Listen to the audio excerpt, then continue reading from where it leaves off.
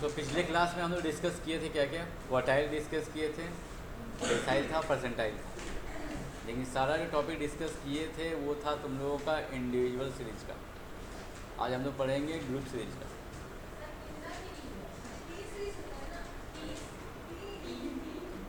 तीस नहीं होता, 3 होता।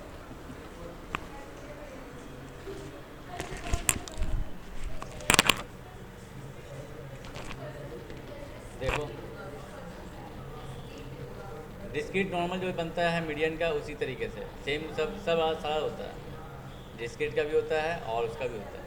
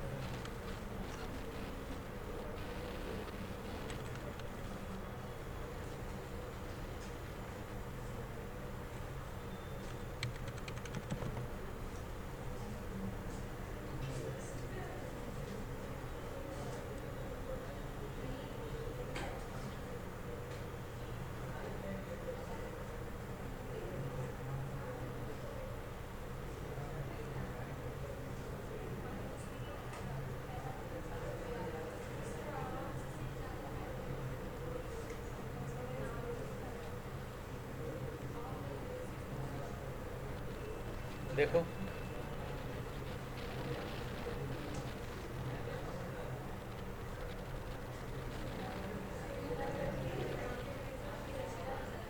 देख लो इसका फॉर्मूला क्या है। ग्रुप सीरीज के लिए चाहे क्वार्टाइल हो, डेसाइल हो या परसेंटाइल हो, सबका एक ही पैटर्न है। पैटर्न को खाली नोटिस करना। जैसे मीडियन का फॉर्मूला हम लोग को याद है, क्या था? L plus n/2 minus CF by F into H. ये फार्मूला हम लोग अप्लाई करते थे ग्रुप सीरीज के लिए। तो मीडियन तो सिर्फ जानते हो कि 2 पार्टीशन करने के लिए यूज़ होता है। तो अगर मान लो ये अगर लाइन है तो हमको 2 पार्ट चाहिए, तो आपको सिर्फ बीच में एक बार काटना पड़ता है। तो हम लोग सिर्फ उसका करते हैं n/2। अगर यही बात करें क्वार्टाइल के केस में, तो आप कितना लाइन ड्रॉ करते हो? 3 करते हो। तो पहला क्वार्टाइल जो होता है वो 1/4 होता है, सेकेंड क्वार्टाइल 2/4 होता है, और ये होता है 3/4 थर्ड क्वार्टाइल। तो अगर क्वार्टाइल भी ग्रुप सीरीज का निकालना हो, इंडिविजुअल का सीख चुके हम लोग, जिसका फॉर्मूला क्या था याद है आप लोगों को? 1/4 इंटू n+1। लेकिन अगर यही हमको क्वार्टाइल का ग्रुप सीरीज का निकालना हो, तो फार्मूला इसी पैटर्न पे लगेगा जो मीडियन का फार्मूला है। बस अनचेंज कहाँ होगा उसको ध्यान दो।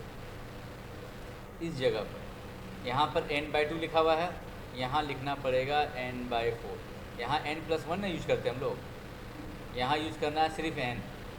ग्रुप सीरीज में सिर्फ n होगा, n+1 कहीं नहीं होगा। यहाँ बात देखो, नीचे में 4 से डिवाइडेड है, तो यहाँ 4 से ही डिवाइडेड रहेगा। Minus CF by F into H.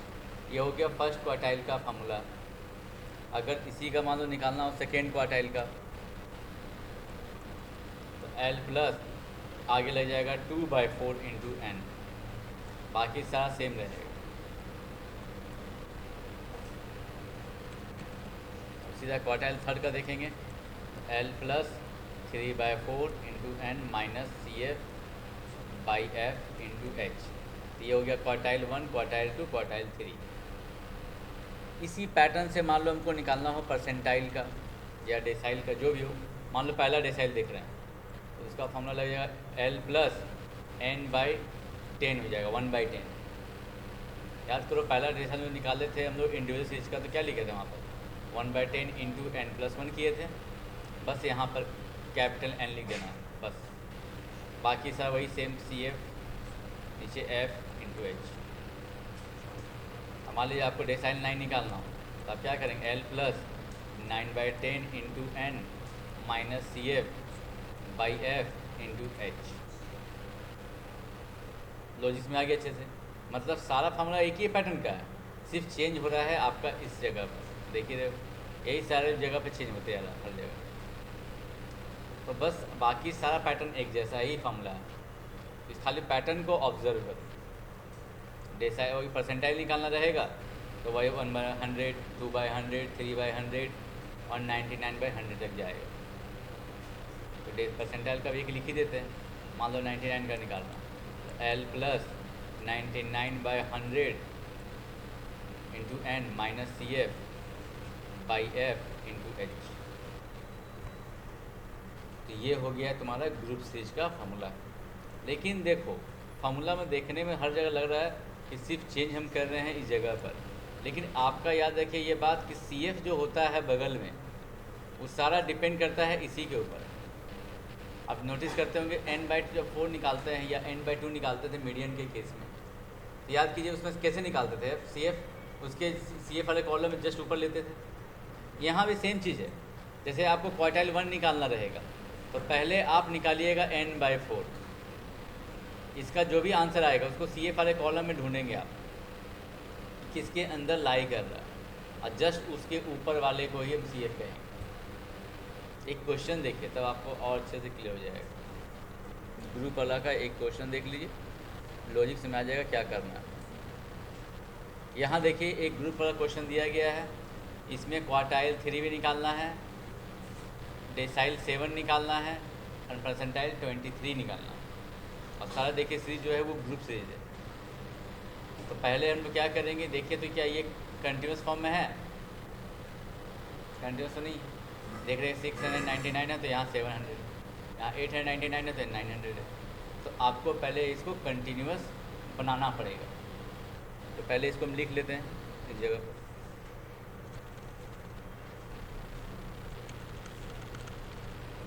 तो क्या क्या डाटा दिया हुआ है, पहले वेट्स दिया हुआ है, बाद में कोई नंबर ऑफ वर्कर दिया हुआ है, वेजेस है और नंबर ऑफ वर्कर्स।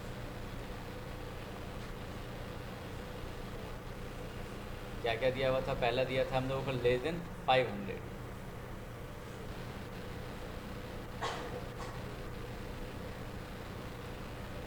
उसके बाद 500 से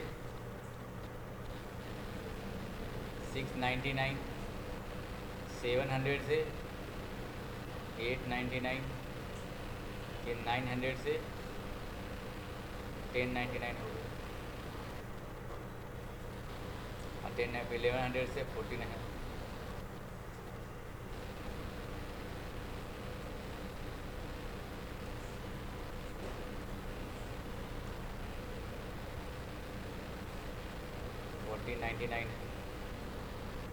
और उसके बाद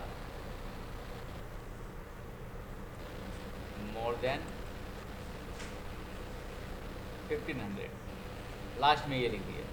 जिसका जो कॉलम में क्या क्या दिया हुआ डाटा, 5, 23, 29, 27, 10,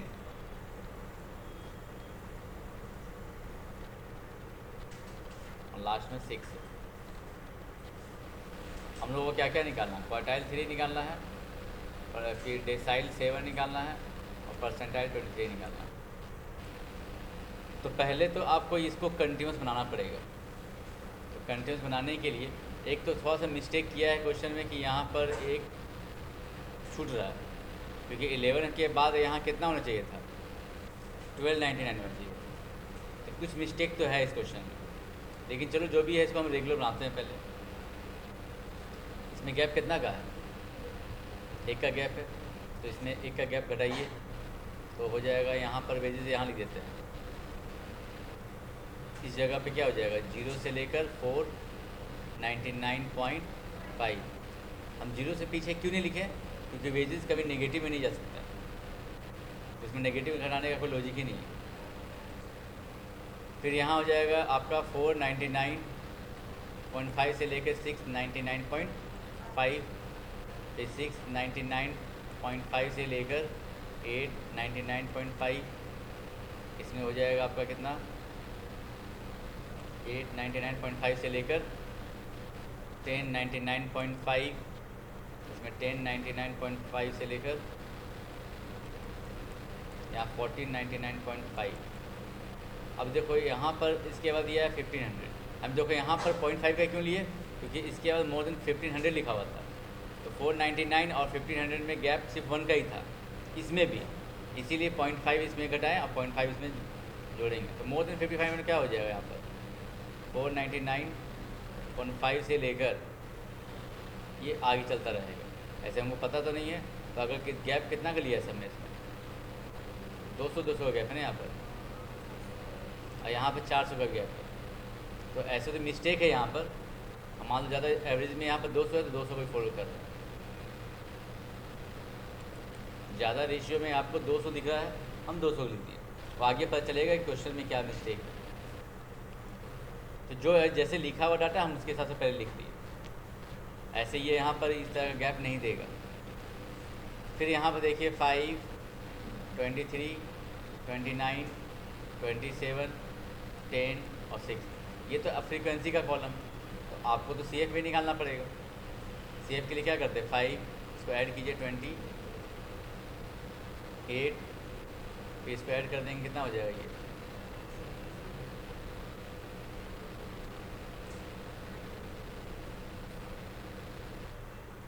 CF बन गया मेरा कंप्लीट। अब देखिए हमको क्वार्टाइल 3 निकालना है। क्वार्टाइल 3 का फॉर्मूला क्या है, N3/4 होता है ना यहाँ पर, -CF/F × H होता है। तो आपको पहले ये निकालना है। जब मीडियन निकालते थे आप लोग याद रखिए, वहाँ पे जो N/2 रहता था, तो पहले आप N/2 ही निकालते थे और उसके अकॉर्डिंग डिसीजन लेते थे, CF क्या है, F क्या है और H क्या है। तो यहाँ पे उसी तरीके से यहाँ भी हम लोग के पास फार्मूला में 3/4 N है, तो 3/4 और N क्या है मेरा 100 है, जो सम आता है वही मेरा N हो गया, फ्रीक्वेंसी का सम। तो काटिए आएगा 75, तो मेरा 75 आ गया।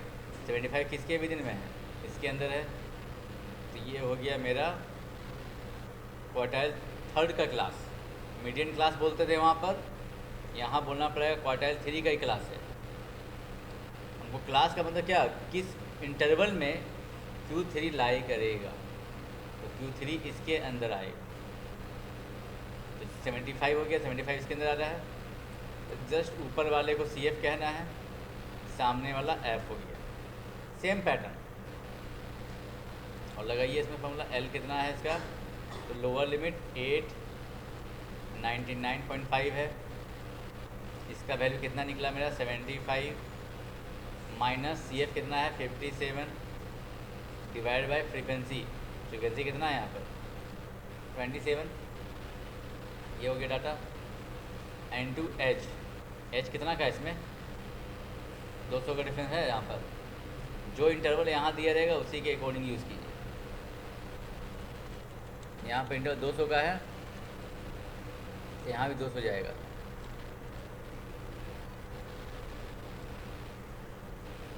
पास में आ गया अच्छे से।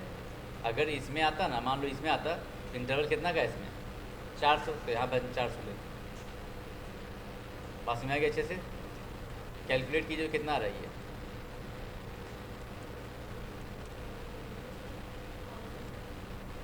ये आपका 18 × 200/27। 9 से कटेगा 2 बार में, 9 से कटेगा 3 बार में।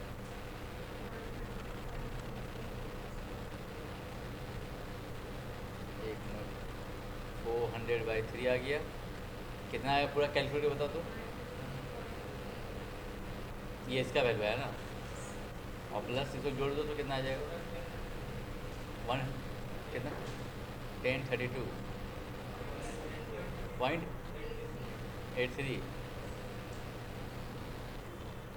ये हो गया क्वार्टाइल 3 का वैल्यू। देखिए क्वार्टाइल 3 निकालो, आगे आंसर यहाँ पर। चलिए नेक्स्ट निकालते हैं हम लोग। क्या निकालना है नेक्स्ट हम लोगों को, D7 निकालना है। तो यहाँ पर हम लोगों को लगाना पड़ेगा 7/10 × N माइनस CF/F × H। तो पहले हमको क्या निकालना पड़ेगा, 7N/10 निकालना पड़ेगा, क्योंकि इसी से डिसीजन होता है कि फ्रीक्वेंसी क्या होगा, सी एफ क्या होगा। तो चलिए पहले निकाला जाए। 7/10 इंटू एन मेरा 100 है, आया 70। 70 किसके अंदर लाई करेगा?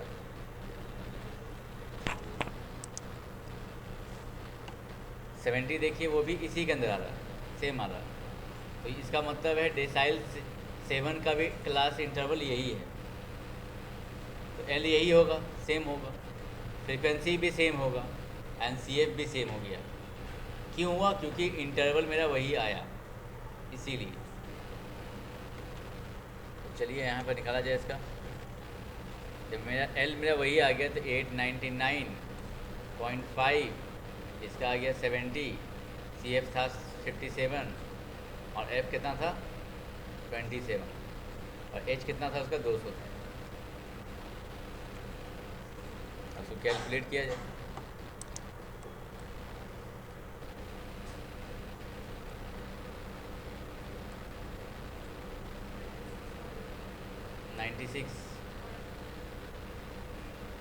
पॉइंट ऐड कर दीजिए, कितना आ जाएगा?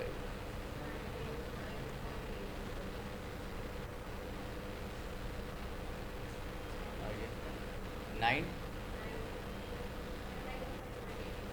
यही है। देखिए आगे अच्छे से यहाँ तक। अब नेक्स्ट देखा जाए, P23 है, निकालिए आप लोग, निकालिए इसका। P23 आप लोग निकालिए।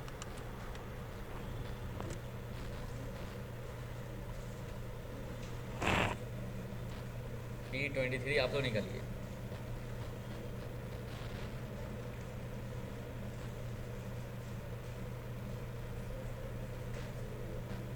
आइए आप, मैं कैसे चाहिए प्रोसेस?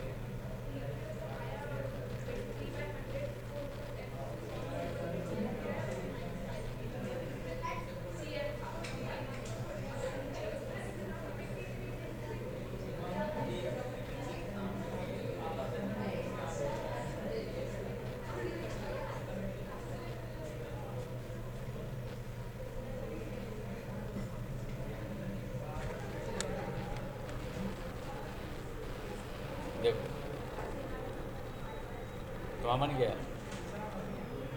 तो अभी जस्ट आया ही है।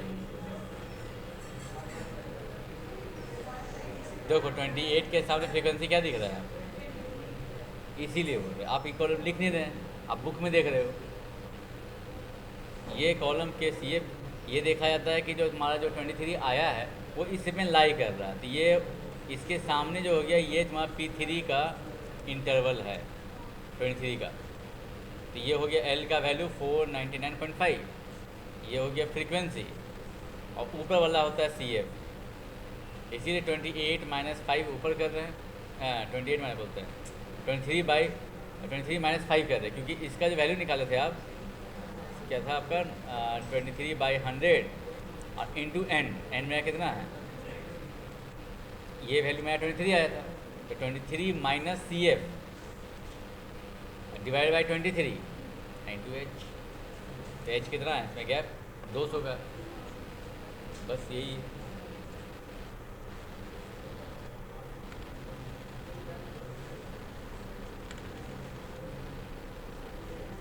अब आगे बढ़े हम लोग, मोड में आते हैं।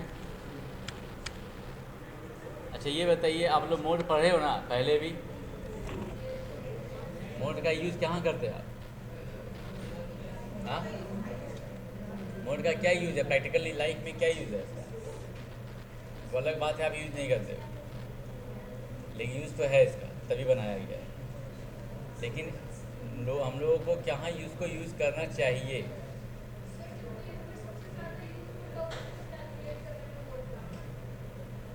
क्या बेनिफिट है हमको उसका निकाल के?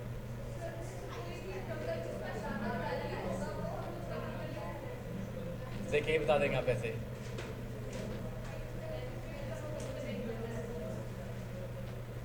देखिए मोड का यूज़ हम लोग जो करते हैं लाइफ में, कोई चीज़ का पॉपुलैरिटी का या डिमांडेड को देखने के लिए करते हैं। बात समझ आ गई अच्छे से? यानी मार्केट में कोई चीज़ कितना ज़्यादा डिमांडेड है, कौन सा चीज़, वो चीज़ पता लगाने में आपको काम आता है। हेलो, हाँ ठीक है, तो हम देख लेंगे।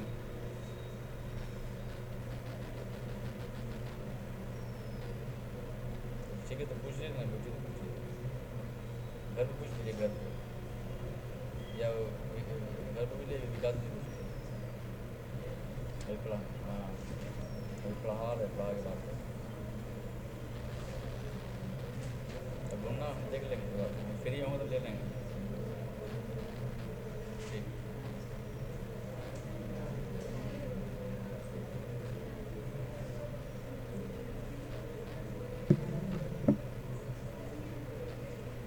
देखिए तो मोड जो है मार्केट में कोई चीज़ कितना ज़्यादा यूज है, कौन सा ज़्यादा डिमांडेड है, उस चीज़ को पता लगाने में काम आता है।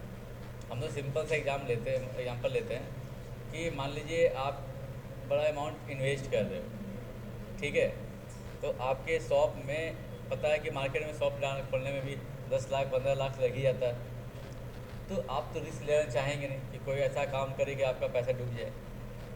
आप सोच लीजिए आज मोबाइल का ही आप एक शॉप खोल रहे हो, तो आप अपने स्टॉक में किसको रखना चाहोगे, कौन सा कंपनी का मोबाइल को ज़्यादा रखना चाहोगे? आपका जो पसंद का है वो, कि जो मार्केट लोगों का पसंद है उसको देख के चलेगा, अपना पसंद नहीं चलेगा कि हमको आईफोन ही पसंद है हम आईफोन ही रखेंगे, हम मार्केट में खरीदने तो कोई है ही नहीं, तो आपका फिर लॉस होगा। तो मार्केट को देख कर चलना पड़ता है। तो आप कैसे पता लगाएंगे कि मार्केट में डिमांड कैसा है? सबसे जगह पूछेंगे क्या कि आपको कौन सा पसंद है, आपको कौन सा पसंद है? ऐसे तो करेंगे नहीं। तो इसका एक सिंपल तरीका क्या है, जो शॉप है वहाँ जाइए, उसके दिन भर का मार्केट का सेलिंग को देखिए कि आपने आज ये कंपनी का मोबाइल कितना सेल किया, इस कंपनी के दूसरे का मोबाइल कंपनी का कितना सेल किया, उसको अगर लिस्ट करेंगे आप तो आप एनालिसिस आराम से कर पाओगे। जिसका वैल्यू आपको ज़्यादा दिखेगा कि ये वाला मोबाइल आज 15 पीस सेल हुआ, ये वाला से कंपनी 5 पीस सेल हुआ, तो आप मार्केट को थोड़ा सा पकड़ने लगोगे। और ये एक शॉप में करके नहीं होगा, कुछ बहुत सारे शॉप में जाके ये आपको पता लगाना पड़ेगा, और उसके बाद आपका कंक्लूजन परफेक्ट होगा कि आपको धनबाद शहर में सबसे ज़्यादा डिमांडेड मार्केट में कौन सा कंपनी का ज़्यादा है, मार्केट को आप पकड़ पाओगे। ऐसे तो बराबर कभी हो ही नहीं सकता कि 100% यही होगा, क्योंकि हर लोगों का अपना अपना एक चॉइस तो होता ही है, लेकिन एक कॉमन जो ज़्यादा निकल जाता है कि ये चीज़ ज़्यादा मिल रहा है। जैसे एग्जाम्पल के तौर पर सैमसंग का देखेंगे तो अधिकतर लोगों के पास मिल जाएगा, है कि नहीं? ये जो भी हो नहीं है, वीवो को मिलेगा जो भी हो। तो इस तरीके से हम लोग एक क्या कर रहे हैं, आप उसका नंबर ऑफ टाइम्स को रिपीट देख रहे हैं कि कितना ज़्यादा डिमांडेड है, आप उसका वैल्यू को देख रहे हैं। तो ये हो गया एक प्रैक्टिकल लाइफ में इसका यूज़। लेकिन इसी तरीके से कंपनी क्या गवर्नमेंट लोग यूज नहीं करती है क्या, मोड का यूज लोग भी करते हैं। वो लोग भी क्या करते हैं, मान लीजिए किसी जगह का पता लगाना हो कि किस जगह का डिमांडेड कहाँ पर क्या चीज़ का, तो उसका मोड को निकाल के ही उसका सप्लाई और सब भेजता है साइड में। गवर्नमेंट लोग का भी इसी तरीके से ऑब्जर्वेशन करता है, क्योंकि हर जगह जा जाकर देखना पॉसिबल नहीं है, तो डाटा को कलेक्ट करता है और वहाँ के देखो देखता है कि कौन सा चीज़ को कहाँ पर सेल करना चाहिए। एग्जाम्पल के तौर पे इस तरह ले सकते हैं।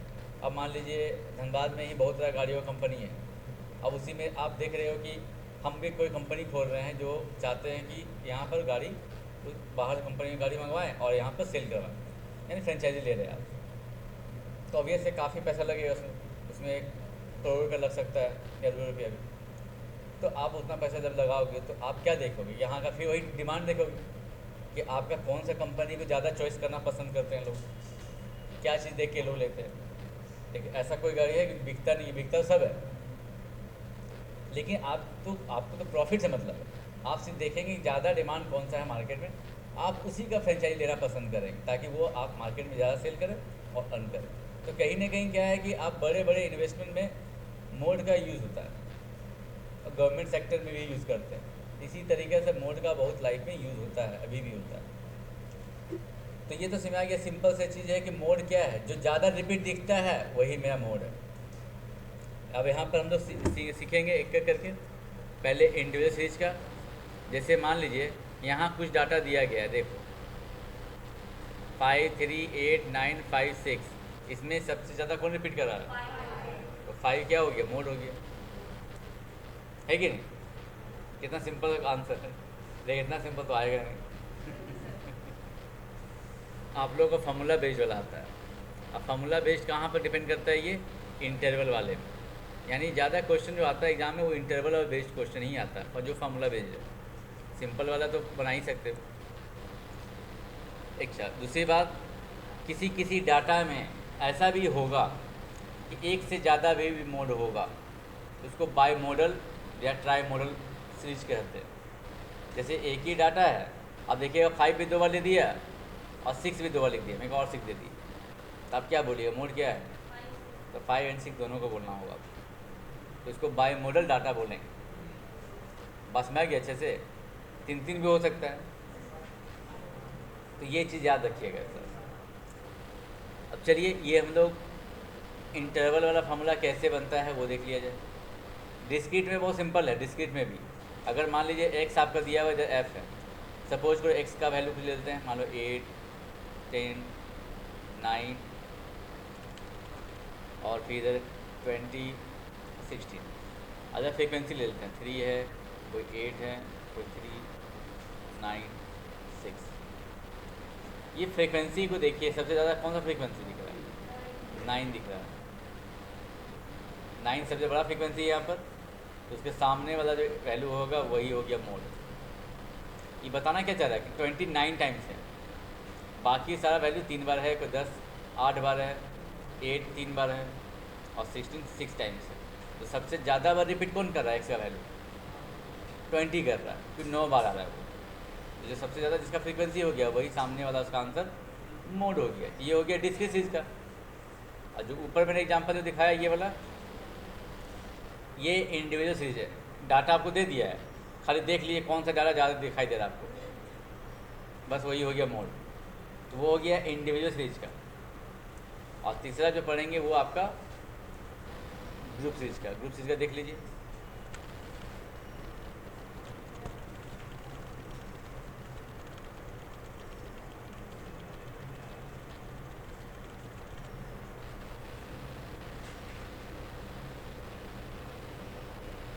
मोस्ट फ्रीक्वेंट वैल्यू को देखा जाता है।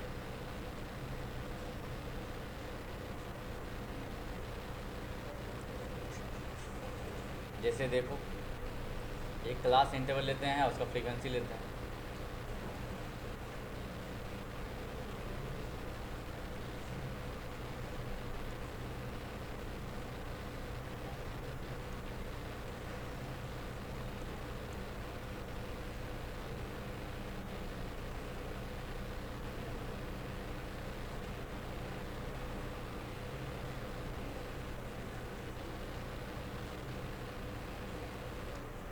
ठीक है, यहाँ पर देख लो, जैसे क्लास इंटरवल ले लिए, फ्रीक्वेंसी ले लिए। इसमें करना क्या है, सबसे बड़ा फ्रीक्वेंसी कौन सा दिख रहा है आपको, तो उसको बोलना है आपको F1। उससे जस्ट उसके ऊपर वाले को F0 और ऊपर वाले नीचे वाले को F2। लॉजिक्स में अच्छे से, मतलब सबसे बड़ा फ्रीक्वेंसी जो रहेगा वो आपका F1 लिखना है, उसके ऊपर वाले को F0 और नीचे में रहेगा F2। हाँ, दे सकते।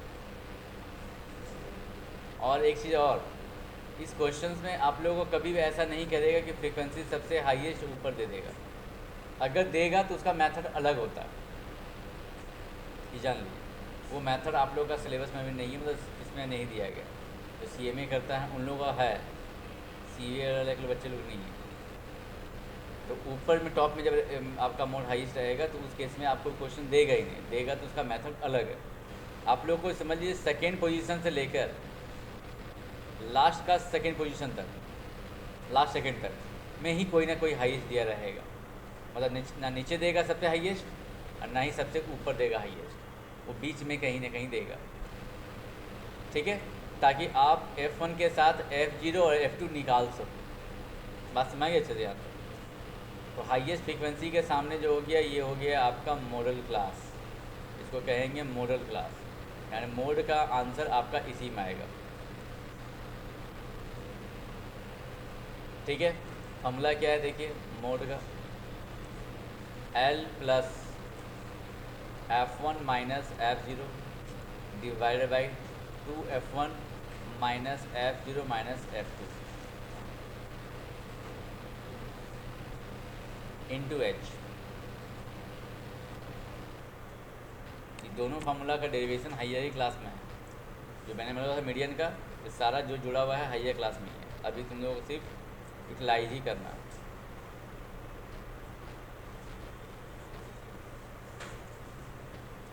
बस मैं किसी यहाँ तक। अब इसमें देखिए आराम से भर सकते वैल्यू। L क्या हो गया इसका, मॉडल क्लास का L क्या है, 10 है। तो 10 प्लस F1 हो गया 8 माइनस 4, फिर 2 टाइम्स F1, तो 2 टाइम्स करेंगे कितना हो जाएगा ये 16 माइनस 4 माइनस 3 और इंटू कितना का गैप है 5 का, 5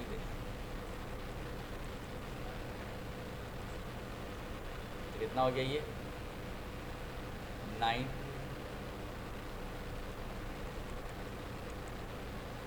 20/9, यानी आ गया आपका 110/9। इसको डिवाइड कर दीजिए, आ जाएगा 12.2 आ रहा है।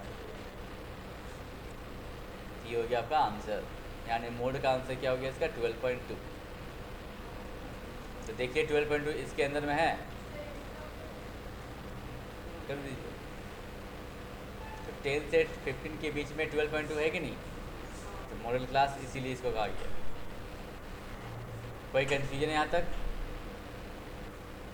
इसको लिख लीजिए।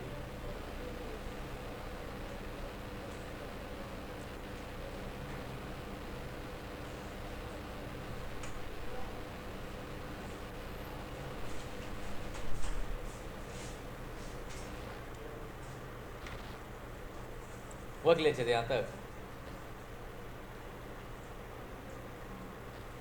बस यही है और कुछ नहीं।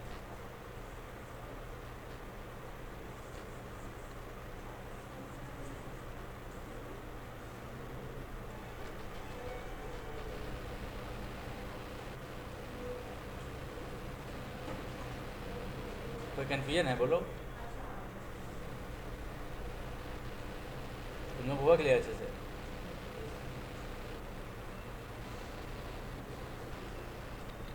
क्या हुआ? डिस्क्रीट पहले जो बताया वहाँ पर देखा नहीं, ये वाला, ये सामने जो हो गया इसका मोड हो गया, ये डिस्क्रीट सीरीज हो गया। और ये जो बताए थे ये आपका इंडिविजुअल सीरीज के डाटा दिया रहेगा, खाली देखिए ज़्यादा रिपीट कौन कर रहा है, बस वही हो गया मोड। ये इंडिविजुअल सीरीज हो गया, ये डिस्क्रीट सीरीज है।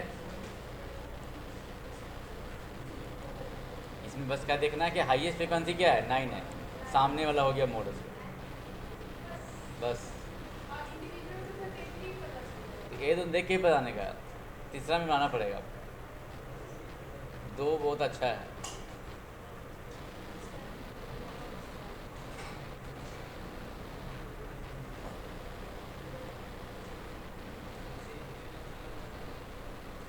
सेम फ्रीक्वेंसी वाला अभी तुम्हें नहीं है, रहता तो डिस्कस करते नहीं, वो लाइन खींच के बनाना पड़ता है, उसका अलग मेथड है। हाँ हाँ, ग्रुपिंग मेथड तुम लोग दिया ही नहीं है।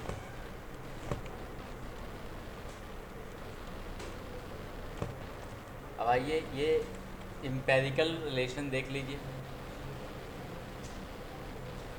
ये बहुत इंपॉर्टेंट फार्मूला है, इससे बहुत क्वेश्चन आता है।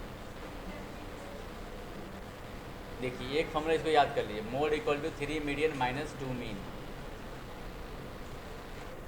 देखो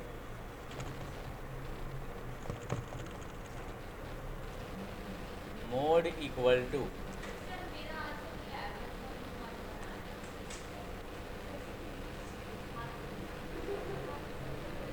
कितना आ गया, इसी का आंसर।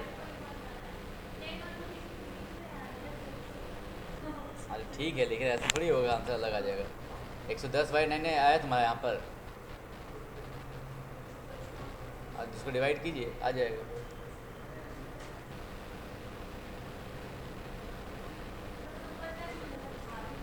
एक मिनट,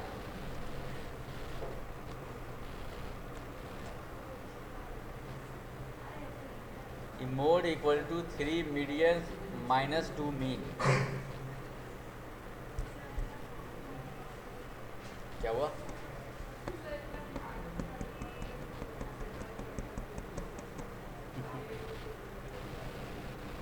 इसको हम लोग एम्पेरिकल फार्मूला कहते हैं।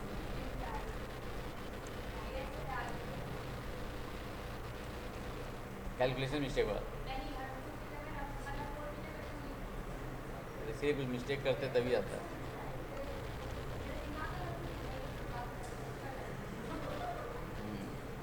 देखिए जब, अब ये जो फार्मूला है एम्पेरिकल फार्मूला हर जगह अप्लाई नहीं होता है। ऐसे तुम लोग का टॉपिक तो स्क्यूनेस जो चैप्टर एक होता है, तो तुम लोग का सिलेबस में नहीं, स्क्यूनेस जो ग्राफिकली डिसीजन लेता है कि ग्राफ किधर की तरफ भाग रहा है, मोड मीडियन और मीन को ऑब्जर्व करने के लिए यूज होता है। जैसे देखो बताते हैं, थोड़ा सा एक आइडिया दे देते हैं आपको। जैसे स्क्यूनेस जो है, अगर आपको डाटा जो दिया गया एक्स का बहुत सारा वैल्यू दिया गया है और सारा वैल्यू को मान लीजिए ग्राफ पे प्लॉट किए एग्जांपल के तौर पे, लगभग ग्राफ ऐसा बन गया, मतलब इस टाइप से। ये किसका ग्राफ है? ये एक्स एक्सिस पे सारा जो वैल्यू है एक्स और वाई का वैल्यू आप यहाँ पर प्लॉट कर रहे हो सारा डाटा का। ग्राफ का मान लीजिए आपने मीडियन निकाला, वो इस जगह पर आया, मोड निकाला मान लो इधर आ गया, और मीन आ गया मान लीजिए इस साइड, तो तीनों थोड़ा सा गैप में है। और इधर के ये जो साइड आप देख रहे हो, ये इसको बोलते हैं टेल, जो कि एक लंबा से खिंचा गया राइट साइड में, तो इसको बोलते हैं कि आपका राइट स्क्यूड है, राइट स्क्यूड, कि ग्राफ का जो टेल है वो आपका भाग रहा है किधर की तरफ, राइट की तरफ। कभी कभी ग्राफ ऐसा भी बन जाता है,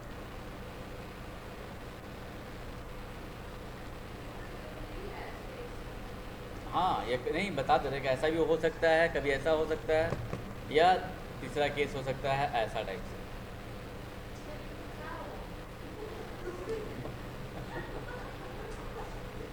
देखो समझा रहे, जैसे ये जो डाटा है ना आपका, आपको ये डाटा जो देता है तो एक्स का वैल्यू देता है, एक्स का वैल्यू, x2 का वैल्यू, x3 का वैल्यू, इस तरह से उस वैल्यूज़ को अगर हम ग्राफ पेपर पर प्लॉट करें कि x1 का वैल्यू ये हाइट पर, x2 का वैल्यू थोड़ा बड़ा है तो उसको ऊपर कर दिए, x3 का वैल्यू बड़ा है तो और ऊपर कर दिए। एक रफ ग्राफ है ये, एग्जैक्ट ग्राफ नहीं बोल रहे हैं। ये जैसे आपका x1 x2 x3 जो वैल्यू देगा तो आप उसको प्लॉट तो कर ही सकते हो। ग्राफ में x एक्सिस y एक्सिस होता है ना, तो आपको सिर्फ x का वैल्यू को प्लॉट करना है। और किसके बेसिस पे करना है? उसके हाइट के बेसिस पे। अगर x का वैल्यू छोटा है तो नीचे दिखाइए, x का वैल्यू बड़ा है उसको ऊपर कीजिए, x3 का वैल्यू बड़ा है तो और ऊपर कीजिए। हाँ, ये इधर से बोल रही हो क्या? हाँ, ये ग्राफ इसे कहाँ से आ रहा है? इस साइड से बोल रही हो?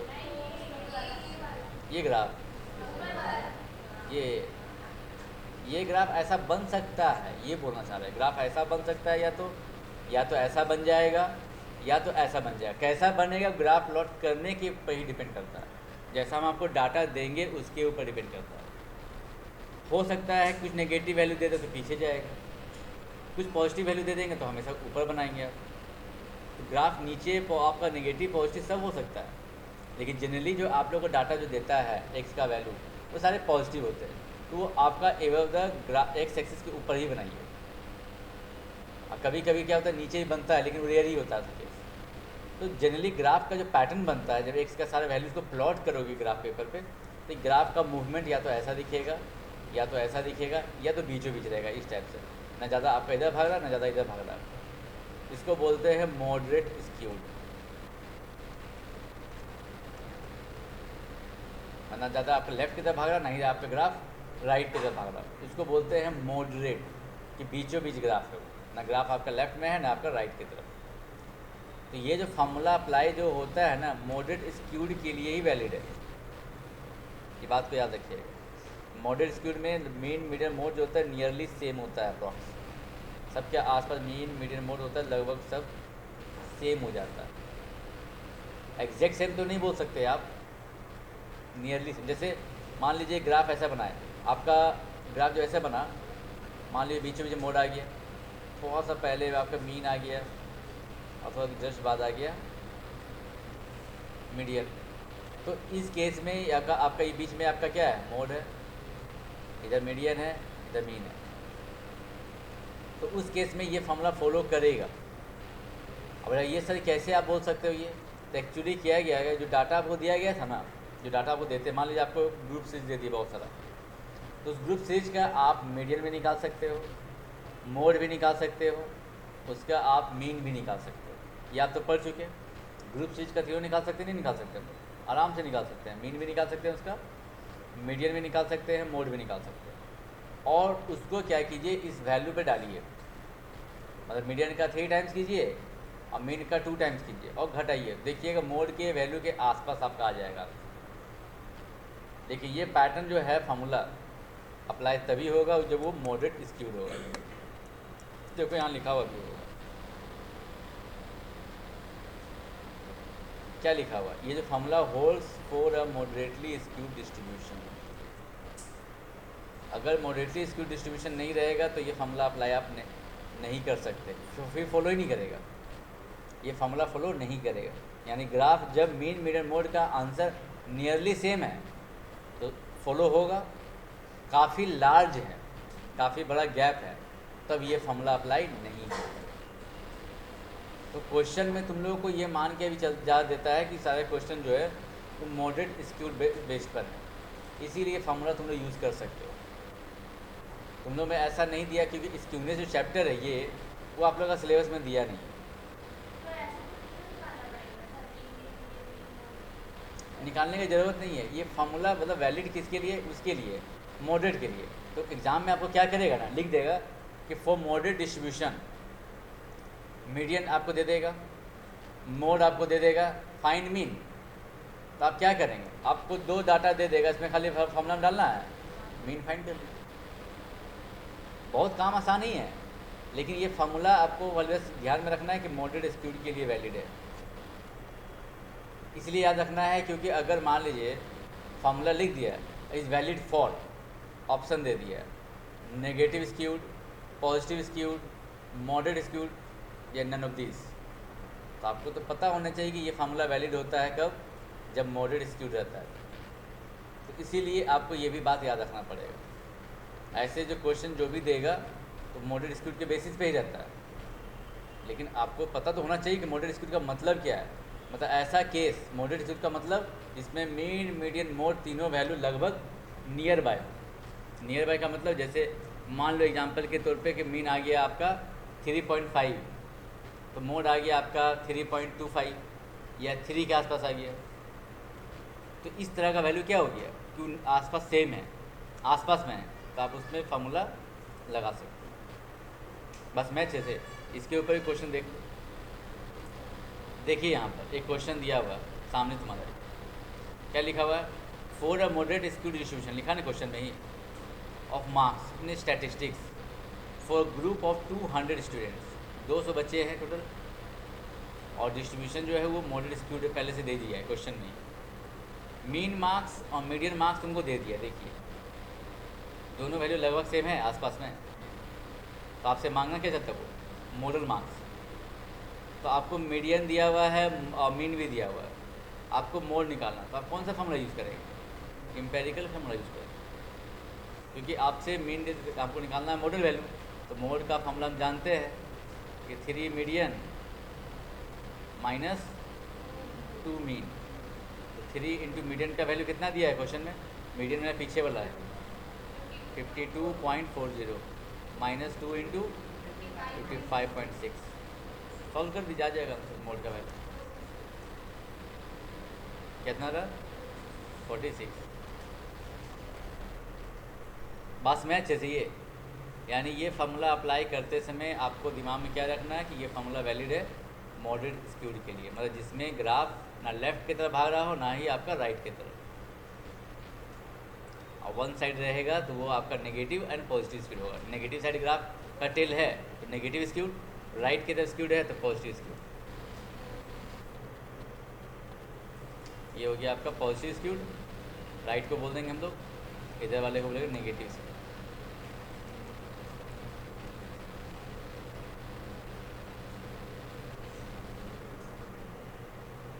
लॉजिक्स में अच्छे से यहाँ तक क्या कॉन्सेप्ट है ये?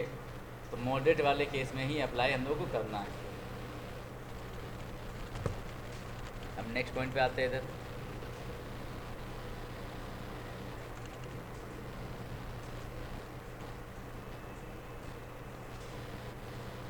और ये वाला रिलेशन तो हम लोग जानते ही है कि अगर आपको x से y के बीच में रिलेशन दे दिया हो, y मोड का, x का मोड आपको दे दिया 15, y का मोड निकालना, तो क्या करेंगे आप? इस इक्वेशन में x का मोड 15 है, y का मोड निकालना, तो x का मोड यहाँ पर डाल दीजिए 15, जैसे डालिएगा y निकल जाएगा। सिंपल ही है, इक्वेशन पे कैसे यूज़ करना है। तो इस तरह का इक्वेशन देगा तो डायरेक्ट x का वैल्यू भर दीजिएगा, y का वैल्यू निकल जाएगा। x का वैल्यू डाल क्या रहे आप? मोड डाल रहे हो, तो x का मोड डालोगे तो y का मोड आ जाएगा। अब नेक्स्ट टॉपिक तुम लोगों को जो पढ़ना है वो है ज्योमेट्रिक मीन। देखो ज्योमेट्रिक मीन क्या होता है?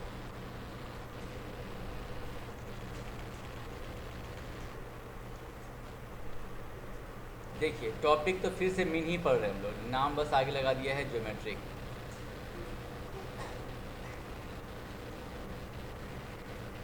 इसका मतलब है ये भी एक एवरेज है, लेकिन किस सिचुएशंस में ज्योमेट्रिक मीन फाइंड करना चाहिए।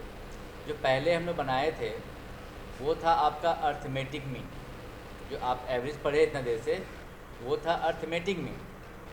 ये जो पढ़ रहे हो ये ज्योमेट्रिक मीन।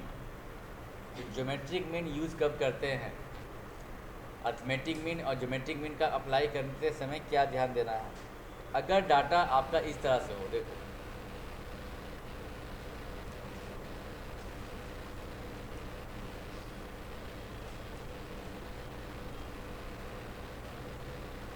इसमें क्या नोटिस कर रहे हैं आप?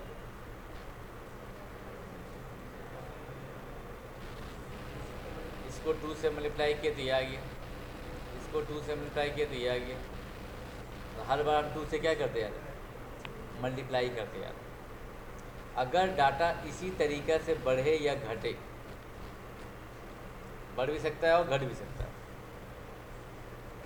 तो डाटा इंक्रीज़ हो या डिक्रीज़ हो, लेकिन इस तरह से इंक्रीज डिक्रीज हो कि वो पहले वाला डाटा में कुछ मल्टीप्लाई करने से नेक्स्ट डाटा आ जा रहा हो, यानी मल्टीप्लाइड के फॉर्म में पैटर्न बना हुआ हो। तो ऐसे केस में मीन जो फाइंड करते हैं हम लोग उस ज्योमेट्रिक मीन के बेसिस पे करते हैं।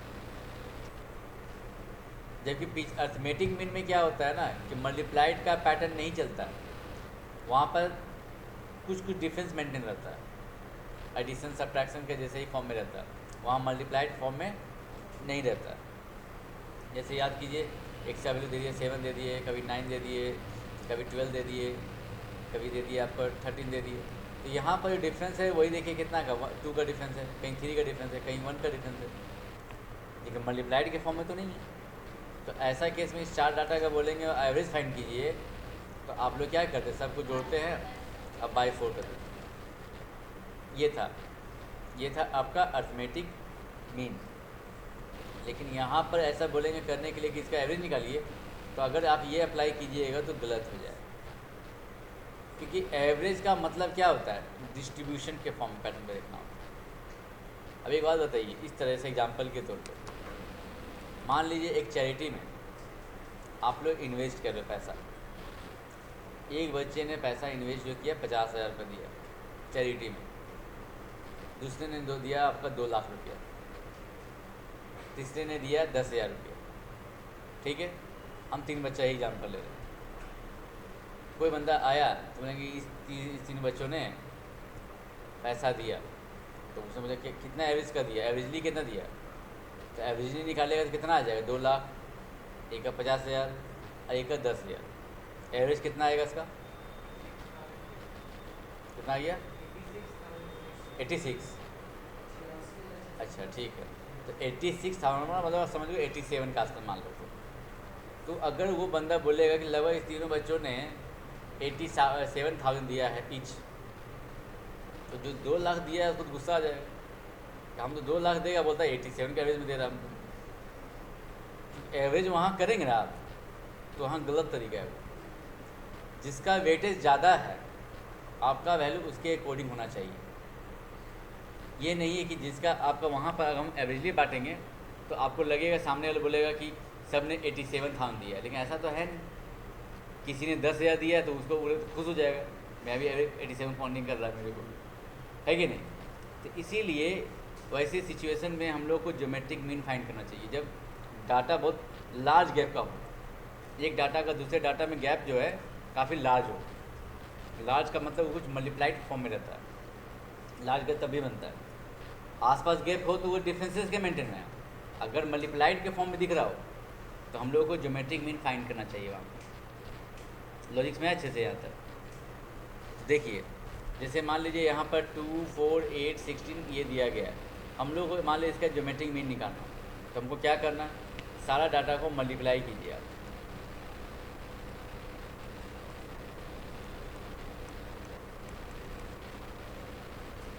अब पावर में कितना डाटा है, ये 7 था ना, तो पावर में 1/7, यानी क्या हो गया, सारा डाटा को मल्टीप्लाई करना है। अब पावर में 1 नंबर ऑफ ऑब्जर्वेशन होता है, यही है ज्योमेट्रिक मीन निकालने का मतलब। यानी जितना डाटा भी देंगे तुमको खाली मल्टीप्लाई करना है, अब पावर में रेज कर देना है 1 नंबर ऑफ ऑब्जर्वेशन, जितना डाटा है। तो चलिए इसका निकालिए, कैसे निकालेंगे।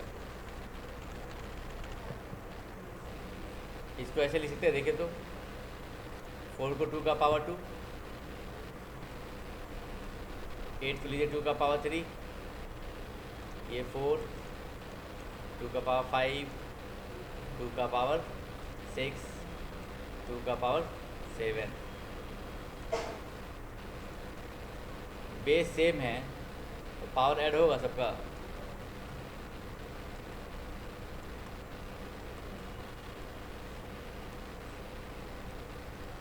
देखो यहाँ तक कोई कन्फ्यूजन क्या किया है, सबको हम चेंज कर दिया है। 2 का पावर 2, ये 2 का पावर 3, 2 का पावर 4, 2 का पावर 5, 2 का पावर 6, 2 का पावर 7, और फिर सबको हम क्या कर दिए, पावर को बेस सेम है तो पावर जानते हो कि इसका पावर 1 है, इसका 2 है, इसका 3 है, इसका 4 है, ऐड हो जाएगा। बेस सेम होने में सब ऐड हो जाता है। अब इसका सम करेंगे हम लोग। इसका सम करने का फॉर्मूला बताया था आप लोगों को।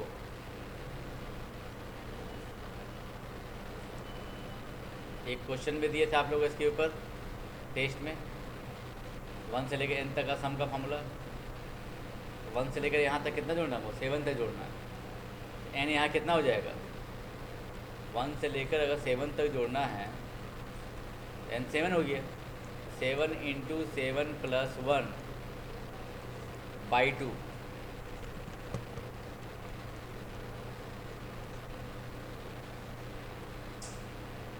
कितना आ गया आपका यहाँ पर, 28 आ गया। आ गया समझ यहाँ तक, यानी इसका सम कितना आएगा यहाँ से यहाँ तक, 28 × 1/7। 7 से ये कटेगा 4 बार में, 2 का पावर 4, कितना आंसर आ गया, 16 आ गया। यानी ज्योमेट्रिक मीन कितना आ गया आपका, 16।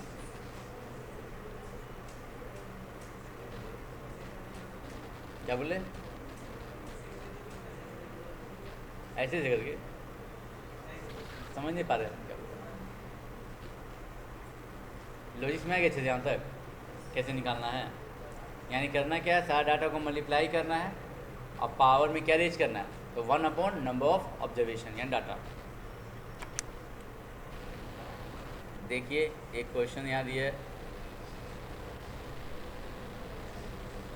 इसका निकालिए ज्योमेट्रिक में, 3, 6, 12।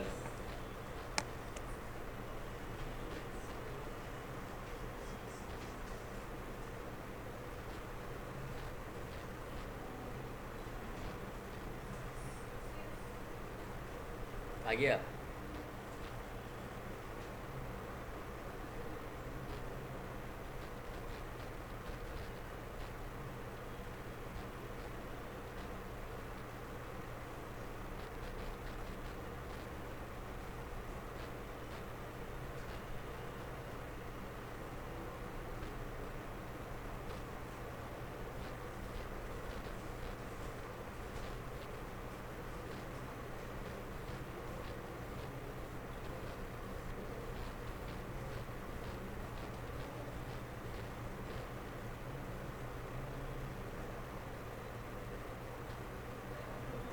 निम्ना यहाँ पे 3, 6 एंड 12 को मल्टीप्लाई करेगा, पावर में कितना हो जाएगा, 1/3। इसको अगर मान लो 3 इंटू, इसको 2 × 3 कर सकता है, इसको 2 × 2 × 3 कर सकते हो। यहाँ से देखिए 2 कितना बार हो गया, 3 बार, और 3 कितना बार है, वो भी 3 बार।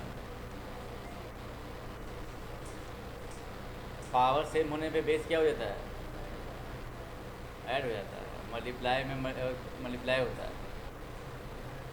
a का पावर m इंटू b का पावर m, पावर सेम होने पे बेस मल्टीप्लाई हो जाता है।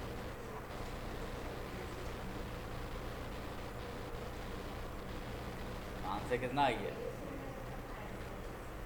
हाँ तो आंसर 6 आ गया, है नहीं जी। ये टफ है, सिंपल सही है। चलिए उसके बाद देखिए, तो ये था आपका बेसिक कॉन्सेप्ट। अब इसका फॉर्मूला पैटर्न पे लिख देते हैं हम लोग कि अगर मेरे पास observation x1, x2, x3, xn तक है, तो ज्योमेट्रिक मीन निकालने का फॉर्मूला समझ में आ गया आपको अच्छे से। सबको मल्टीप्लाई करना है और पावर में 1/n, ये हो गया आपका फॉर्मूला। अब हम लोग आते हैं डिस्क्रीट सीरीज का फॉर्मूला इसका।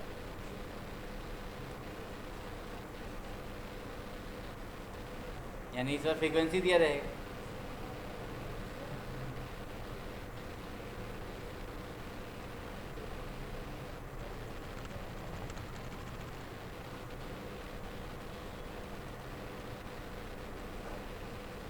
इसका फ्रीक्वेंसी दिया रहेगा।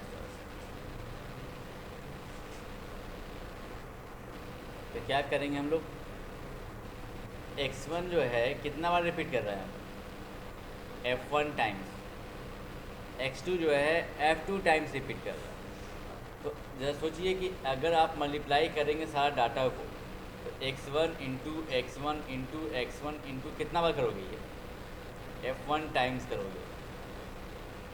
पास में अच्छे से, क्योंकि ये मेरा डाटा f1 टाइम्स है, इंटू x2 इंटू कितना बार करोगे, f2 टाइम्स, क्योंकि ये मेरा f2 टाइम्स है।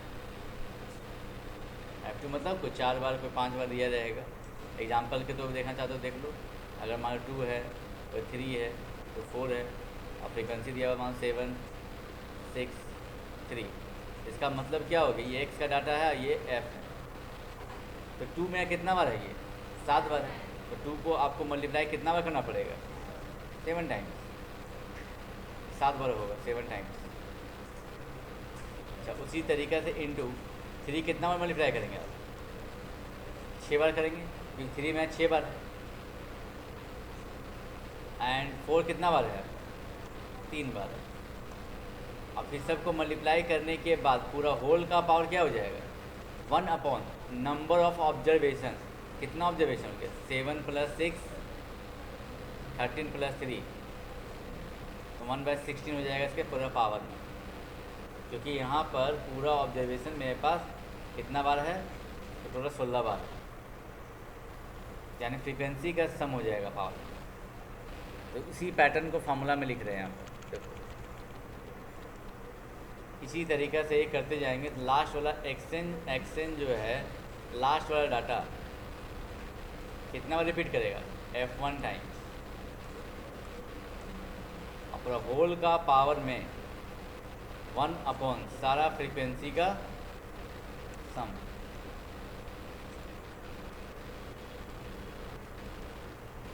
होगा ये, यानी x1 को मल्टीप्लाई किए f1 टाइम्स, x2 को मल्टीप्लाई किए f2 टाइम्स, xn को मल्टीप्लाई किए fn टाइम्स, अब पूरा होल का पावर में 1/f1 + f2 + f3 + fn, यानी सारा फ्रीक्वेंसी का सम को लिख देना। इसको सिंपल पैटर्न पे लिख देते हैं, तो ये हो जाएगा आपका x1 का पावर f1। अगर x1 को आप f1 टाइम्स मल्टीप्लाई करेंगे तो x1 का पावर कितना आ जाएगा, f1 आ जाएगा। x2 कितना बार रिपीट कर रहा है, f2 बार, ये f2 हो जाएगा इसका पावर, x3 का पावर f3, एंड लास्ट जाएगा xn का पावर fn, और उसका होल का पावर 1/f1 + f2 + f3 +, यही है आपका ज्योमेट्रिक मीन का फॉर्मूला डिस्क्रीट सीरीज का। खतरनाक देखने में लग रहा है, खतरनाक कॉन्सेप्ट भी खतरनाक है। देखो यहाँ पर इसके ऊपर एक क्वेश्चन देख लो, नहीं ग्रुप से इसका नहीं, ग्रुप से होता है लेकिन तुम लोग का नहीं। देखो इसके बेसिस फ्रीक्वेंसी बेसिस क्वेश्चन देख ले, यही क्वेश्चन है, find the mean, geometric mean for the following distribution. X भी दिया हुआ है, साथ साथ उसके नीचे देखिए फ्रीक्वेंसी भी दिया हुआ है, तो आपको निकालना है इसका ज्योमेट्रिक मीन। तो डिफ़िकल्ट थोड़ी है ये आपका x1 है, और ये आपका f1, ये आपका x2 है, ये है आपका f2, ये हो गया x3, ये हो गया आपका f3, और लास्ट हो गया x4, ये हो गया f4। तो फार्मूला का रूल के हिसाब से क्या हो जाएगा, x1 का पावर f1, x2 का पावर f2, x3 का पावर f3, एंड x4 का पावर f4। अब पावर में फिर क्या हो जाएगा, 1 अपॉन सारा फ्रीक्वेंसी का सम, यानी आप बोल सकते हैं 2 का पावर 2,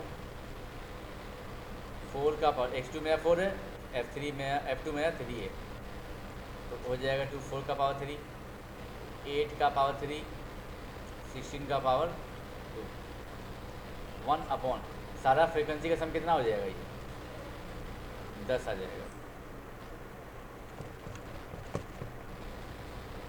अब देखिए कैसे कैलकुलेट करेंगे, 2 का पावर 2, ये 2 का पावर कितना हो जाएगा, ये 6 हो जाएगा, ये 2 का पावर कितना हो जाएगा 9, और ये 2 का पावर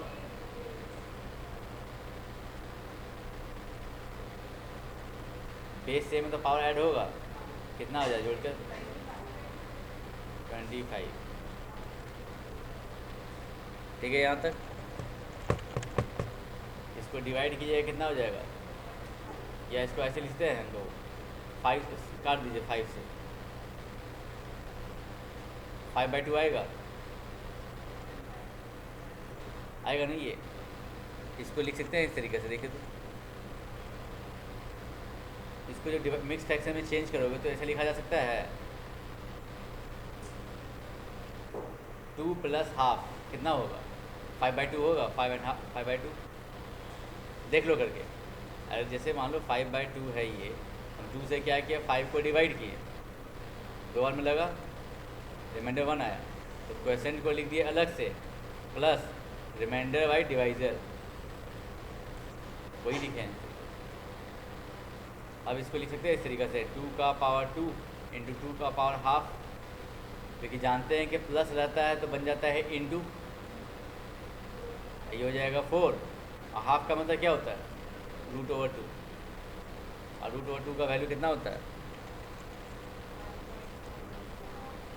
यस 1.414, मल्टीप्लाई कर दीजिए आ जाएगा आंसर। उसके बाद तब कर ही लेगा, है कि नहीं। कैलकुलेटर से रूट तो निकालना आता ही है हम लोग, तो झंझट तो है नहीं कि रूट का झंझट रहेगा। और पावर डिफ़िकल्ट भी रहे तो डर्टी पावर मेथड पढ़ चुके हम लोग, वो भी यूज़ कर सकते हैं, कभी कभी पड़ेगा जरूरत आपको उसका भी। अगर कॉम्प्लिकेटेड पावर आ जाए तो परेशान होने की जरूरत नहीं है, उसका भी मेथड आप लोग पढ़ चुके हो, तो उस मेथड से निकाल लेंगे। पूरा तो कैलकुलेटर पे का काम ही है इसका, खाली फार्मूला में भरना, कैलकुलेटर का यूज़ करना। ये सब प्रैक्टिस कीजिएगा तभी आपका हाथ में फटाफट सॉल्व आने लगेगा। अब नेक्स्ट जो हम लोग को पढ़ना है टॉपिक वो है प्रॉपर्टीज ऑफ ज्योमेट्रिक मीन। हाँ, प्रॉपर्टी आज पढ़ेंगे और हार्मोनिक में नेक्स्ट क्लास में। जल्दी जल्दी ख़त्म भी तो करना, ऐसे पढ़ने के साथ तो साल बाद एग्जाम देना है स्पीड भी मेंटेन करना होगा ना, बाद में फिर लोड हो जाएगा ज़्यादा। चलिए आगे देखिए, पहला प्रॉपर्टी देखो,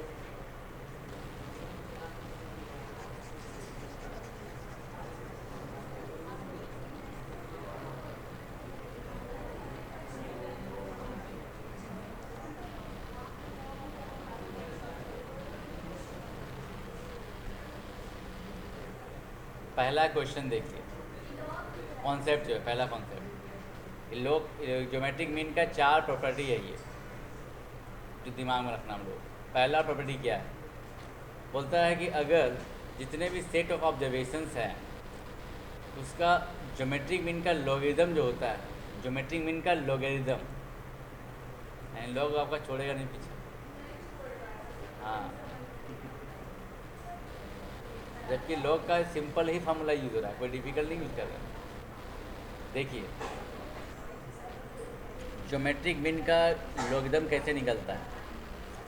अभी जो ये था इंडिविजुअल सीरीज का जो फार्मूला था, क्या था ज्योमेट्रिक मीन का formula, x1 into x2 into x3 into xn का पावर 1/n, यही था फार्मूला। हम लोग दोनों साइड लॉग लगा दीजिए बस।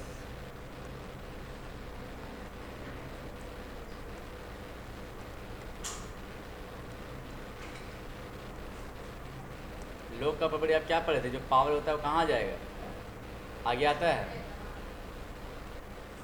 और इंटू में रहता है क्या बन जाता है, वो जो लॉग में इंटू में रहता है वो प्लस बन जाता है, यानी log x1 plus log x2 plus log x3 plus last कहाँ तक जाएगा, log xn जाएगा। नहीं हो जाएगा ये, कोई दिक्कत नहीं है ना। अब देखिए ये जो log x1 है, log x2 है, log x3 है, log xn तक है, क्या इसको लिखा जा सकता है log x i और सिग्मा i का वैल्यू 1 से लेकर n तक है, और जो बगल में जो 1/n है इसको नीचे n लिख दीजिए, हो गया फॉर्मूला।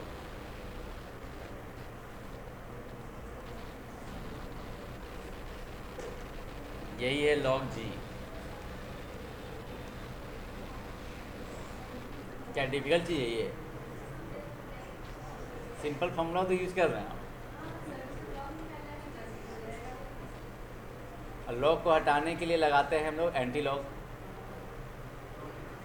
बताया थी बात। हाँ, लेकिन आप टेंशन में, यहाँ जो नंबर आएगा सिंपली कैलकुलेट हो जाता है। ये आपको फार्मूला ना लर्न रखना पड़ेगा, चाहे आप क्वेश्चन में आपका यूज़ आए या ना आए। बोले सर क्यों ऐसा? क्योंकि कभी कभी क्या करेगा ना, इसी से क्वेश्चन दे देता है log g equal to 4 option दे देगा फार्मूला का पैटर्न बनाकर। वो पैटर्न में आपका किसी में मिस्टेक कर देगा और एक आपका सही दे देगा। तो आपको फार्मूला याद आएगा तब ना बताएंगे कि ये फार्मूला इसका सही है, तब ना उसको मार्क कीजिएगा। तो पैटर्न आपको पता होना चाहिए कि फार्मूला क्या है। कोई दिक्कत है क्या पीछे?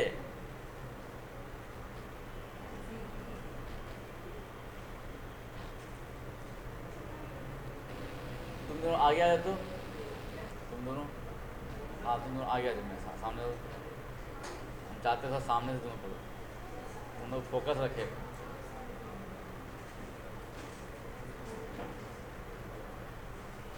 आगे जगह है, बैठ जाएगा। तुम आगे बैठा करो, मैं सामने। हाँ, बात नहीं इसलिए नहीं हो, सामने तो ज़्यादा बात होगा ना मुझसे, कम्युनिकेशन ज़्यादा अच्छे से होगा। यहाँ तक कोई परेशानी है बताओ? कोई दिक्कत तो नहीं है यहाँ तक? लोग अंतर नहीं है, ट्राई साथ में करता नहीं है तो इसलिए, और कोई बात नहीं है। पढ़ाते जिसमें उसमें सब ट्राई ही नहीं करेगा। ट्राई कब करेगा? जब बहुत आगे बढ़ जाए तो पीछे करेगा। तो बस वही दिक्कत है। हम और पढ़ाएंगे तो कुछ और पढ़ाएंगे। एक मेंटलिटी है हम लोग का, हम नहीं जानते हैं बात। माइंड जो जब तक हटाएगा नहीं इस चीज़ को ना, कि नहीं बनता है, पीछे पड़ जाओ, कैसे नहीं बनेगा। जिद्दी हो जाने के बाद कोई चीज़ ऐसा इम्पॉसिबल। बहुत बच्चे को देखे, जो बच्चा फेल होता था वो पास बहुत अच्छा मार्क्स लाते देखे, खाली बस उसके अंदर ईगो आ जाता है लास्ट में, जब करना तो करना है। कॉन्फिडेंस तभी बनेगा, और नहीं बने सोचे जब तक आएगा तुम्हारे अंदर, कुछ भी कर लो नहीं सुधरेगा वो चीज़, कितना भी करो। अगर माइंड में सेट कर लेगा कि टॉपिक में वो टफ लग रहा है, टफ हमेशा लगेगा, हमेशा लगेगा, जब तक आप उसके पीछे नहीं पड़ जाएंगे। अरे एक दिन में नहीं क्लियर होगा, 4 दिन में क्लियर होगा। 4 दिन लगातार लोगे पढ़ाना, 4 दिन लोगे बनाओ, उसके बाद देखो कैसे नहीं बनता है। डेली 5 क्वेश्चन नहीं बनाओ, काफ़ी है। उसके बाद देखो नेक्स्ट, अगर सारा डाटा मान लीजिए मेरा सेम हो जाए, जैसे मीन में था फार्मूला कि सारा डाटा मान लीजिए के है, तो मीन भी क्या आता था? मीन में अगर सारा डाटा मेरा के है तो उसका मीन क्या आता था? के ही आता था। तो ज्योमेट्रिक मीन भी के ही आएगा। तो इसको देख लीजिए प्रॉपर्टी कैसे होता है ये। जैसे मान लो सेकेंड प्रॉपर्टी, अगर हर डाटा मेरा के है, ये डाटा मान लीजिए n टाइम्स है, ठीक है? के करके कितना टाइम चाहिए? n टाइम्स चाहिए। तो के को अगर आप मल्टीप्लाई करोगे n टाइम्स, और पावर में क्या करेंगे? 1/n। तो ज्योमेट्रिक मीन का कॉन्सेप्ट क्या है? जितना सारा डाटा मेरा के है, x1 भी के है, x2 भी के है, x3 भी के है, तो के को सबको मल्टीप्लाई करोगे n टाइम्स, अब पावर में होता है 1/n। यही तो मेरा ज्योमेट्रिक मीन होता है। अब देखो के को n टाइम्स मल्टीप्लाई करें, क्या आ जाएगा? के का पावर, अगर 2 को बोलेंगे 10 बार मल्टीप्लाई कीजिए, 2 का पावर क्या लिखते हैं? 2 का पावर 10 लिखते हैं। तो उसी तरह के को मल्टीप्लाई करेंगे n टाइम, तो 2 का पावर क्या लिखेंगे? के का पावर n लिखेंगे। और इधर है वो आपका पावर 1/n था ही पहले से, ये n कैंसिल हो गया। क्या आंसर आया? मतलब ज्योमेट्रिक मीन भी के ही आएगा। यही इसका प्रूव हो गया कि कैसे आया। कोई कन्फ्यूजन इसमें?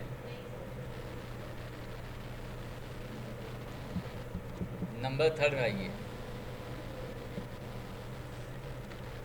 नंबर थर्ड में क्या है? क्या हुआ तुम लोगों को? आ गया ना? क्या लंच कर रहा है? भूख लगी है क्या तुम लोगों को?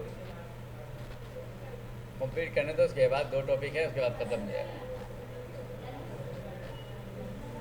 चलिए देखिए इधर, geometric mean of product of 2 variables. इधर देखो, इधर इधर प्रॉपर्टी पे पढ़ लो। फिर प्रॉपर्टी नहीं बनाएंगे, पढ़ोगे तो क्वेश्चन बनाने में प्रॉब्लम होगा आप लोगों को। प्रॉपर्टी के बेसिस पे ही क्वेश्चन दिया जाता है, इसीलिए पता होना चाहिए property. Geometric mean of the product of 2 variables. अब 2 वेरिएबल्स का प्रोडक्ट का ज्योमेट्रिक मीन निकालना। जैसे अभी हम सिंगल वेरिएबल का डिस्कस कर रहे थे कि सारा डाटा जो था सिर्फ एक्स था, देखा अब एक्स भी हो और वाई भी हो, और दोनों को मल्टीप्लाई करेंगे तो उसका ज्योमेट्रिक मीन क्या आएगा वो आप लोगों को बताना। तो जैसे देखो, इस कॉन्सेप्ट को समझो पहले। यहाँ देखो, जैसे हम 2 सीरीज ले रहे हैं, एक एक्स का x1, x2, x3, ऐसा करके मेरे पास जो डाटा है वो n डाटा है। उसी तरह से दूसरा जो सीरीज है वो y1, y2, y3 करके मेरे पास वो भी n डाटा है। ठीक है, अगर हम पूछेंगे बताओ इसका ज्योमेट्रिक मीन क्या होगा, पहला ग्रुप का, ग्रुप 1 है ये, और ये ग्रुप 2 है, और दोनों को जब मल्टीप्लाई करोगे ना उसको तीसरा ग्रुप बोल देंगे, थर्ड ग्रुप, जिसको जेड से रिप्रेजेंट करेंगे। तो पहला आ जाएगा x1 y1, दूसरा आ जाएगा x2 y2, तीसरा आ जाएगा x3 y3, ऐसा करके कहाँ तक जाना है xn yn। तो पहला ग्रुप का ज्योमेट्रिक मीन क्या होगा पहले ये बताओ। तो आप क्या करोगे, सब डाटा को मल्टीप्लाई करोगे, अब पावर में कितना लिखोगे 1/n। उसी तरह दूसरा ग्रुप का ज्योमेट्रिक मीन निकालोगे सेकेंड ग्रुप का, तो उसका क्या आएगा, तो y1 into y2 into yn, power में 1/n हो जाएगा ये। और z का निकालना हो तो क्या करेंगे आप, सेम तरीक़े से करना होगा, x1 y1 into x2 y2 into xn yn, सबको मल्टीप्लाई करेंगे उसका पावर में 1/n, क्योंकि डाटा ये भी मेरे पास कितना बार है n टाइम्स ये हो गया आपका ज्योमेट्रिक मीन ऑफ जेड। बात में अच्छे से यहाँ तक नोटिस करना क्या हो जाएगा ये, इसमें जितना भी एक्स जो मल्टीप्लाइड वाला है क्या साथ में कर सकते हैं उसको देखो तो, मतलब एक्स वाले को एक जगह ग्रुप कर लेते हैं और वाई वाले को एक जगह, क्या किया जा सकता है ऐसा, जैसे एक्स वाला जो है एक्स के साथ मल्टीप्लाई कर, सब तो मल्टीप्लाई है बीच में। अब जैसे ये मल्टीप्लाई है तो ये वाला ग्रुप इसके साथ, फिर इसके बाद x3 होगा, फिर x4 होगा, लास्ट में xn तक जाएगा ये। तो सारा x वाला को एक जगह कर दिए और y वाला जो था उसको एक जगह कर दिया। वो तो हम कर सकते थे, लेकिन हम समझाना चाहते हैं कि मल्टीप्लाई करके जो सीरीज बनेगा उसका ज्योमेट्रिक मीन कैसे निकालेंगे आप। तो मल्टीप्लाई पहले ऊपर कर दिए, बाद में हम उसका यूज़ करके प्रूफ कर रहे हैं कि इसका फॉर्मूला क्या बनने वाला है। तो फॉर्मूला देखो क्या बनेगा लास्ट में, ये 1/n पावर है, क्या ये दोनों पावर दोनों में जाएगा, पावर इसमें भी और इसमें भी कर सकते हैं पावर को, क्योंकि ये प्रॉपर्टी हम पढ़ चुके हैं। ए बी का पावर अगर m है तो m पावर इस पर भी आता है, ये पावर इसमें भी आता है इंडेसिस के रूल से। तो उसके अकॉर्डिंग यहाँ लिखना चाहेंगे तो हम लोग क्या लिखेंगे, x1 into x2 into x3 into xn का पावर 1/n और y1 into y2 into yn का पावर 1/n। ये आपका ज्योमेट्रिक मीन और फर्स्ट ग्रुप का हुआ। देखो तो भाई ज्योमेट्रिक मीन किसका ग्रुप का हो गया, सेकेंड ग्रुप का। यानी ज्योमेट्रिक मीन आप जेड का जब निकाले तो बोल सकते हो कि geometric mean of X series, geometric mean of Y series into जो आ रहा है वो ज्योमेट्रिक मीन ऑफ जेड का आ जा रहा है। यही है प्रॉपर्टी। देखिए आप ज्योमेट्रिक मीन ऑफ जेड का निकालना हो geometric mean of X into geometric mean of Y. लेकिन ऐसा कब होगा जब आप x और y को दोनों को मल्टीप्लाई करेंगे तब। अगर आपने डिवाइड कर दिया, देखिए यहाँ पर फोर्थ प्रॉपर्टी में, तो आपको क्या करना है, z का ज्योमेट्रिक मीन निकालने के लिए दोनों का ज्योमेट्रिक मीन को डिवाइड करना है, यानी मल्टीप्लाई में मल्टीप्लाई करना है दोनों सीरीज का ज्योमेट्रिक मीन को, और डिवाइड में डिवाइड करना है। यही था 4 प्रॉपर्टी। इसके ऊपर एक क्वेश्चन देख लीजिए ताकि आपके दिमाग में बैठ जाए अच्छे से।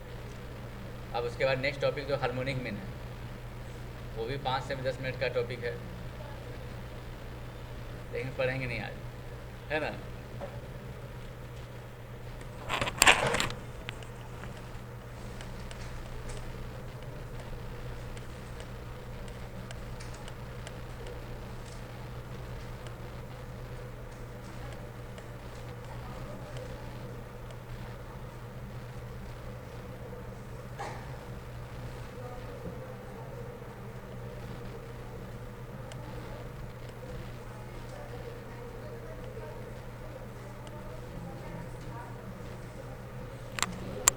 देखिए नंबर ये 90 नंबर देख लीजिए, क्वेश्चन के प्रॉपर्टीज़ के बेसिस पे ही है। अगर ये क्वेश्चन सामने आ जाएगा तो आप क्या करेंगे, बस आराम से बन गया, है ना, आसान सा ये। लेकिन अगर ये बच्चा को डायरेक्ट मिल जाए, प्रॉपर्टी याद ना हो, तो सोचने लगे करे क्या। इसीलिए पता होना चाहिए सारा फंक्शन।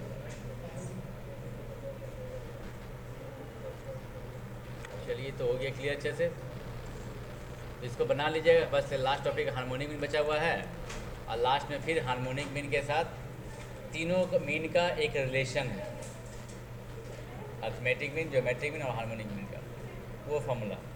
उसके बाद फिर चैप्टर खत्म, फिर नेक्स्ट टॉपिक। उसके बाद हम लोग का नेक्स्ट टॉपिक क्या है इसके बाद, क्या, हाँ, इसके बाद तुम्हारा नेक्स्ट जो टॉपिक है वो डिस्पर्सन। उसमें तुम्हारा ये सारा डाटा का स्कैटरिंग का बात करेंगे।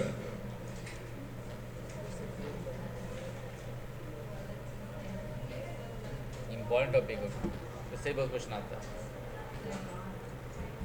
ये टॉपिक। हाँ, ऐसे स्टैटिकल पार्ट पे ज़्यादा ध्यान दो, स्टैटिकल पार्ट जो पढ़ा रहे हैं ना, इसका उसको अच्छे से कर लीजिएगा। ये फार्मूला बेस जरूर है, उतना डिफिकल्ट नहीं लगेगा तुमको, खाली फार्मूला पर ज़्यादा फोकस करना है। फार्मूला को बार एक लिस्ट कीजिए, कॉपी बनाइए, और उसी को बार बार प्रैक्टिस करके उसको याद कर देखते रहिए, डेली देखिएगा, याद हो जाएगा।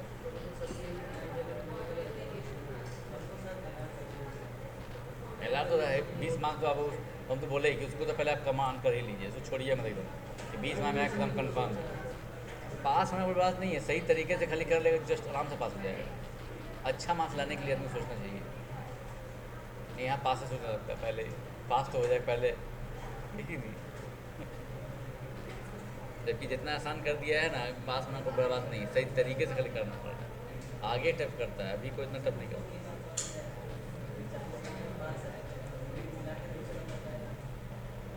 सिस्टम बना के रखा ये है, मैथ्स में पास हो जाएगा, अदर में इतना मार्क्स कम रहेगा ना एग्रीगेट में, तो फेल कर देगा। मतलब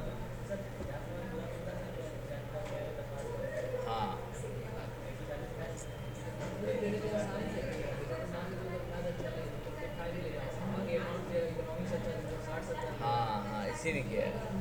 40,000 पासिंग है, मान लो तुम्हारे को, मान लो मैथ्स टफ लग रहा है, मैथ्स जितना कोशिश किया है 50 5 में 40 मान लो 45 मार्क्स आया, और तुम्हारा अकाउंट अच्छा है, तुम 70 ले उठे, बैलेंस हो जाएगा तुम्हारा।